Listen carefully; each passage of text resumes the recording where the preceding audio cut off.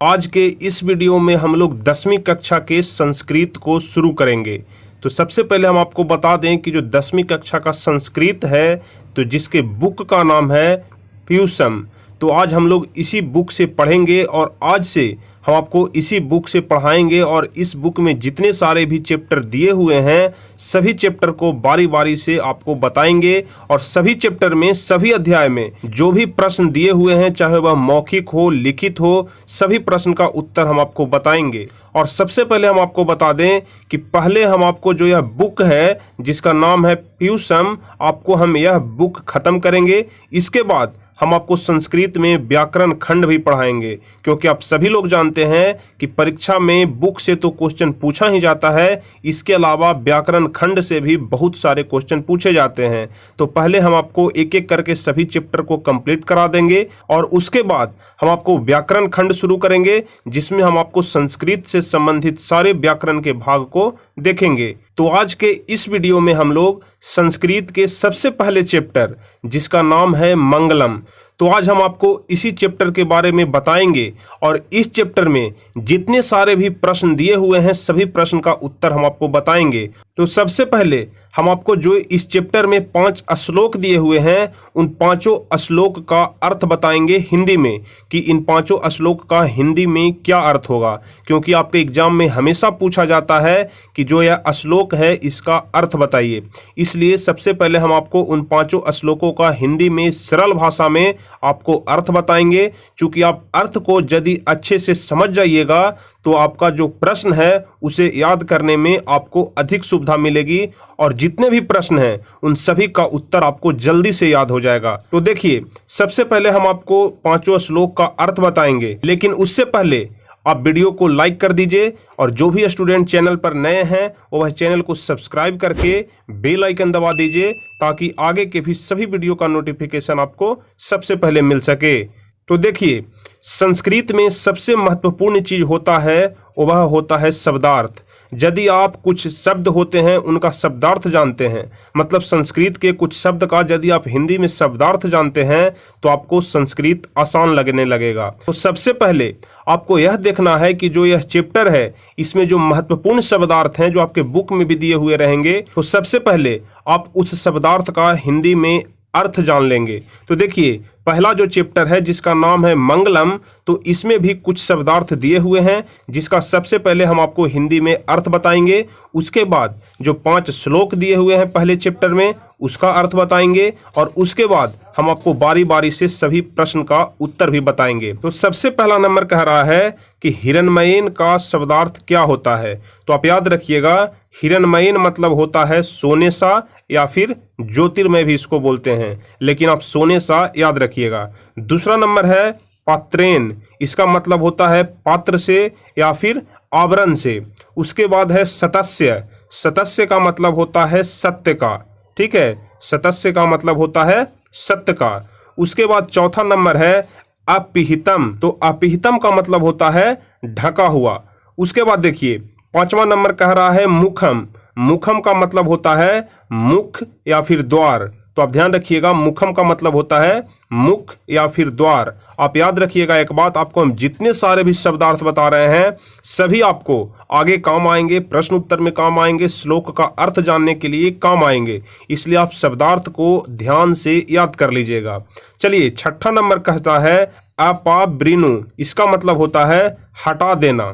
तो आप ध्यान रखिएगा, अपाब्रीनु का मतलब होता है हटा देना। अब देखिए, 7वां नंबर है कि सत्य धर्माय, सत्य धर्माय मतलब होता है सत्य धर्मवान के लिए, ठीक है, सत्य धर्माय मतलब होता है सत्य धर्मवान के लिए। यह जो शब्दार्थ है आपके बुक में भी देखने के लिए मिलेगा, आपके बुक में भी यह दिया हुआ है। चलिए, 8वां नंबर है दृष्टये, दृष्टये का मतलब होता है कि प्राप्ति के लिए, दृष्टये मतलब होता है प्राप्ति के लिए।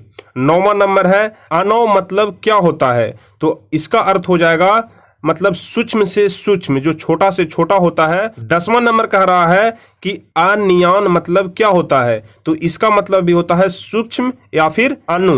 11 नंबर हम लोग देखेंगे महतः, महतः का मतलब होता है महान से, ठीक है, महतः का मतलब होता है महान से। 12 नंबर कह रहा है महियान, तो महियान का मतलब होता है महान। अब अगला नंबर कह रहा है जंतो। तो जंतो का मतलब होता है कि प्राणी के, जो जीव जंतु होता है उसी को यहाँ पर कहा जा रहा है। जंतो मतलब होता है प्राणी के। 14 नंबर है गृहायाम। तो गृहायाम का मतलब होता है हृदय रूपी गुफा में। ठीक है, गृहायाम मतलब होता है हृदय रूपी गुफा में। अब अगला नंबर है वित्त शोकः। तो वित्त शोकः कहने का मतलब होता है शोक रहित। ठीक है, वित्त शोकः कहने का मतलब होता है शोक से रहित। 16वां नंबर है पंथा। तो पंथा का मतलब होता है मार्ग या फिर रास्ता। उसके बाद 17 है वित्ततः। तो वित्ततः का मतलब होता है विस्तार। ठीक है, वित्ततः का मतलब होता है विस्तार। उसके बाद है स्यंदमानः। तो स्यंदमानः का मतलब होता है कि प्रवाहित होती है। ठीक है, स्यंदमानः का मतलब होता है प्रवाहित होती है। 19वां नंबर है अनिरीतम। तो इसका मतलब होगा मिथ्या या फिर झूठ। और सबसे आखिरी है 20वां अत्येति। तो अत्येति मतलब होता है पार कर जाता है। तो आपको हम जितने भी शब्दार्थ बताए पहले आप इसे ध्यान से याद कर लीजिएगा। अब देखिए हम लोग यहाँ से श्लोक का अब हिंदी देखेंगे कि जो आपके जो बुक में आपके इस लेसन में मंगलम पाठ में जो 5 श्लोक दिए हुए हैं इन सभी का बारी बारी से हम लोग हिंदी देखेंगे। तो सबसे पहले आप श्लोक को अच्छे से पढ़ना सीखिएगा। ठीक है, यदि आप श्लोक को अच्छे से पढ़ लेते हैं तो इसका मतलब आप इसका अर्थ भी आप अच्छे से कर लीजिएगा। तो देखिए सबसे पहला नंबर श्लोक कह रहा है कि हिरण्मयेन पात्रेण शतस्य पिहितं मुखम हत्वं पुषन्नपा वृणु सत्य धर्माय दृष्टे। हम एक बार फिर से दोबारा से आपको यह श्लोक पढ़ के सुना रहे हैं, आप ध्यान से देखिएगा। तो श्लोक कह रहा है कि हिरण्मयेन पात्रेण शतस्य पिहितं मुखम हत्वं पुषन्नपा वृणु सत्य धर्माय दृष्टे। तो आपका इसी का अर्थ लिखना है। और देखिए जहां पर आपका यह श्लोक लिखा हुआ है उसके बगल में आपको यह लिखा हुआ मिलेगा कि यह कौन से उपनिषद से लिया गया है। तो सबसे पहले आप देखिएगा अपने बुक में कि यह श्लोक के बगल में लिखा हुआ होगा कि यह ईशावास्य उपनिषद से लिया गया है। जो यह पहला श्लोक है आपका वह ईशावास्य उपनिषद से लिया गया है। तो देखिए इसका अर्थ हम लोग जानेंगे कि प्रस्तुत श्लोक ईशावास्य उपनिषद से संकलित तथा मंगलम पाठ से लिया गया है। यदि आपको एग्जाम में आपको श्लोक लिखने के लिए आता है तो आपको इसी प्रकार से लिखना पड़ेगा। आपको इसका अर्थ तो कोई भी बता देगा, लेकिन किस प्रकार से आपको एग्जाम में लिखना है कि हमें बेहतर से बेहतर अंक मिले, इसके लिए आपको टारगेट बोर्ड चैनल को ही देखना पड़ेगा। इसलिए आप इसे ध्यान से समझिएगा कि इसका अर्थ होगा कि प्रस्तुत श्लोक ईशावास्य उपनिषद में संकलित तथा मंगलम पाठ से लिया गया है। इसमें सत्य के विषय में कहा गया है कि संसार के मोह माया के जाल में फंस जाने के कारण विद्वान व्यक्ति भी सत्य प्राप्ति नहीं कर पाता है। ठीक है, मतलब आपको इस श्लोक में कहा जा रहा है कि इस संसार के मोह माया के जाल में फंस जाने के कारण विद्वान व्यक्ति भी सत्य प्राप्ति नहीं कर पाता। और इस श्लोक में कहा गया है कि सत्य का मुख जो है वह सोने के पात्र से ढका हुआ है। इसलिए प्रभु से विनती है कि आप हे प्रभु इस आवरण को हटा दो ताकि सत्य और धर्म को जान सकूं। तो आपका जो पहला श्लोक था इसका अर्थ यही कह रहा था कि सत्य का मुख सोने के पात्र से ढका हुआ है, इसलिए हे प्रभु इस आवरण को हटा दो ताकि सत्य और धर्म को जान सकूं। तो सबसे पहला नंबर श्लोक आपका यही कह रहा था। अब हम लोग देखेंगे दूसरा नंबर श्लोक। तो देखिए सबसे पहले हम आपको दूसरा नंबर श्लोक पढ़ करके सुना रहे हैं, ध्यान से समझिएगा। तो दूसरा नंबर श्लोक कह रहा है कि अनोरणीयान महतो मह्यान आत्मस्य जंतो निहिर्तो गुहायाम हम कत्रु पश्यति वित्तसो को धातु प्रसादान महिमान मात्मन। हम एक बार फिर से आपको यह श्लोक पढ़ करके सुना रहे हैं, दोबारा से आप लोग इसे ध्यान से देखिएगा। तो श्लोक कह रहा है कि अनोरणीयान महतो मह्यान आत्मस्य जंतो निहिर्तो गुहायाम हम कत्रु पश्यति वित्तसो को धातु प्रसादानम महिमान मात्मन। तो देखिए इस श्लोक का अर्थ होगा कि प्रस्तुत श्लोक कंठोपनिषद में संकलित है। आपका जो यह श्लोक है उसके बगल में देखिएगा कि उसमें लिखा हुआ रहेगा कि यह कंठोपनिषद से लिया गया है। तो हम लोग लिखेंगे कि प्रस्तुत श्लोक कंठो उपनिषद में संकलित तथा मंगलम पाठ से लिया गया है, क्योंकि इस चैप्टर का नाम है मंगलम। तो हम लोग लिखेंगे कि यह जो श्लोक है वह मंगलम पाठ से लिया गया है। इसमें आत्मा के स्वरूप एवं निवास के विषय में बताया गया है। देखिए तो श्लोक में क्या बताया गया है कि आत्मा छोटी छोटी और बड़ी बड़ी होती है जो जीवों के हृदय रूपी गुफा में रहती है। आपको हम शब्दार्थ पहले बताए थे कि आपको शब्दार्थ पहले अच्छे से याद कर लीजिएगा। तो जो यह श्लोक कह रहा है उसमें गुहायाम का मतलब हम आपको बताए थे कि हृदय रूपी गुफा में। तो हम लोग लिखेंगे कि आत्मा छोटी छोटी और बड़ी बड़ी होती है जो जीवों के हृदय रूपी गुफा में रहती है, जिसे तुच्छ बुद्धि वाला आत्मा के ज्ञान से प्रभावित होकर शोक रहित हो जाता है। ठीक है, आप इस श्लोक के अर्थ को ध्यान से देखिएगा। आत्मा छोटी छोटी और बड़ी बड़ी होती है जो जीवों के हृदय रूपी गुफा में रहती है, जिसे तुच्छ बुद्धि वाला आत्मा के ज्ञान से प्रभावित होकर शोक रहित हो जाता है। तो दूसरा नंबर श्लोक आपका यही कह रहा था। अब अगला नंबर श्लोक हम लोग देखेंगे, श्लोक नंबर 3। सत्यमेव जयते नानृतम सत्येन पंथा बीततो देवयान येना क्रमंत्र ईर्ष्यो हप्त काम यत्र तत्र सस्य परम निधानम। देखिए यदि आपको श्लोक पढ़ने में कठिनाई होती है, जैसे जो यह वाला वर्ड है वह बहुत बड़ा वर्ड है, तो आपको किस प्रकार से पढ़ना है, पहले इसको 2-3 पार्ट में विभाजित कर दीजिए। जैसे यहाँ पर लिखा हुआ है एना, तो इसको अलग कर देंगे। उसके बाद लिखा हुआ है क्रमंत, इसको अलग कर देंगे। और सबसे लास्ट में लिखा हुआ है ईर्ष्यो, इसको अलग कर देंगे। तो हमको पढ़ने में ज़्यादा आसानी होगी। जब हम तीनों को अलग अलग कर देंगे तो हम इसे आसानी से पढ़ सकते हैं। तो किस प्रकार पढ़ सकते हैं, देखिए आपको हम एक बार फिर से पढ़ करके सुनाते हैं। सत्यमेव जयते नानृतम सत्येन पंथा बीततो देवयान येना क्रमंत्र ईर्ष्यो हप्त काम यत्र तत्र सस्य परम निधानम। इस प्रकार से आपको पढ़ना है। तो देखिए इसका अर्थ हम आपको बताते हैं कि इस श्लोक का अर्थ हिंदी में क्या होगा। तो सबसे पहले आपको लिखना है कि यह कौन से उपनिषद से संकलित किया गया है। तो हम लोग लिखेंगे कि जो प्रस्तुत श्लोक है वह मुंडकोपनिषद में संकलित है तथा मंगलम पाठ से लिया गया है, जिसमें जीवन की कामनाओं और सत्य और असत्य के बारे में बताया गया है। तो हम लोग देखेंगे कि इस श्लोक में सत्य और असत्य के बारे में क्या बताया गया है। तो यहाँ पर लिखा हुआ है कि सत्य की जीत होती है, असत्य की नहीं। सत्य से ही देवताओं का मार्ग विस्तार होता है, जिसे ऋषिगण कामनाओं को पाना चाहते हैं, वही सत्य का परम स्थान है। ठीक है, एक बार फिर से आप इसे समझ लीजिएगा। सत्य की जीत होती है, असत्य की नहीं। सत्य से ही देवताओं का मार्ग विस्तार होता है, जिसे ऋषिगण कामनाओं को पाना चाहते हैं, और वही सत्य का परम स्थान है। तो तीसरा नंबर श्लोक आपका यही कह रहा था।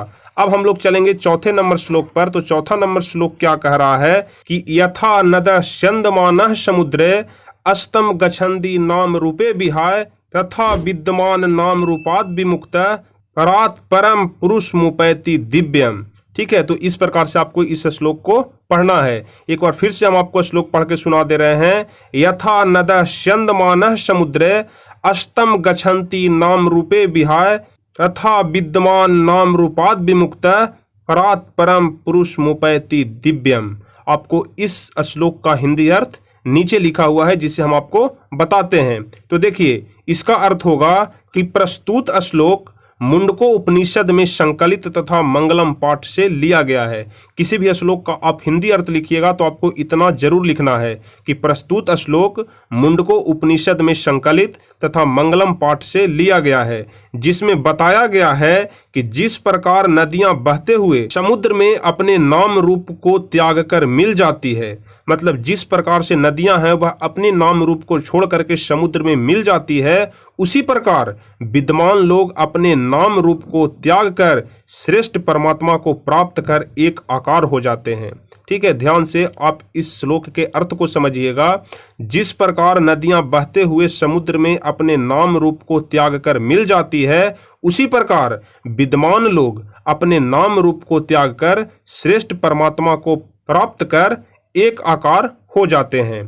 तो चौथा नंबर श्लोक आपका यही कह रहा था। अब सबसे लास्ट श्लोक है जो कि 5वां नंबर श्लोक, वह कह रहा है कि वेदाह में तम पुरुषम महानतम आदित्य वर्ण तमश परस्तात अमेव विदित्वाति मृत्युमेति नान्य पंथा विदते अयनाय। तो इसी प्रकार से आपको इस श्लोक को पढ़ना है। हम दोबारा से आपको इस श्लोक को पढ़ करके सुना रहे हैं, आप ध्यान से इसे समझने की कोशिश करिएगा।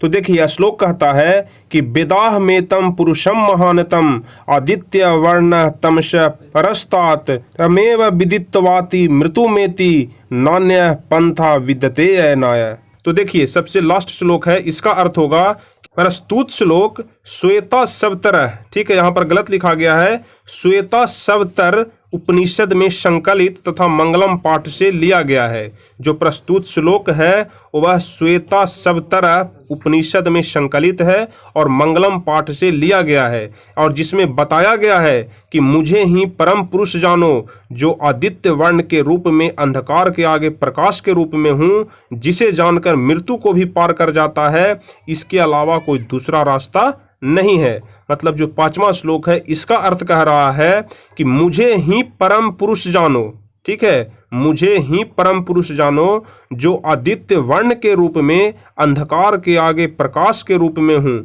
जिसे जानकर मृत्यु को भी पार कर जाता है, इसके अलावा कोई दूसरा रास्ता नहीं है। तो आपका जो यह 5वां श्लोक था, उन 5 श्लोक का हिंदी हम आपको बारी बारी से बताए, और हम आशा करते हैं आपको इन 5 श्लोक का हिंदी बहुत ही अच्छी तरह से समझ में आ गया होगा। अब इसके आगे पढ़ना है आपका अभ्यास। इसमें आपको मौखिक प्रश्न और लिखित प्रश्न 2 प्रकार के प्रश्न हैं, जिसे कि हम आपको अगले वीडियो में पूरा करा देंगे। तो आप अगला वीडियो जरूर देखिएगा और इसके सारे प्रश्न का उत्तर आप अगले वीडियो में जान जाइएगा। तो आपको यह वीडियो कैसा लगा आप हमें नीचे कमेंट में जरूर बताइए, और यदि वीडियो अच्छा लगा हो तो आप वीडियो को लाइक करिए, यदि चैनल पर नए हैं तो चैनल को सब्सक्राइब करिए और साथ में बेल आइकन दबा दीजिए, ताकि आगे के भी सभी वीडियो का नोटिफिकेशन आपको मिल सके। तो चलिए फिर मिलेंगे हम आपसे अगले वीडियो में, तब तक के लिए जय हिंद, धन्यवाद।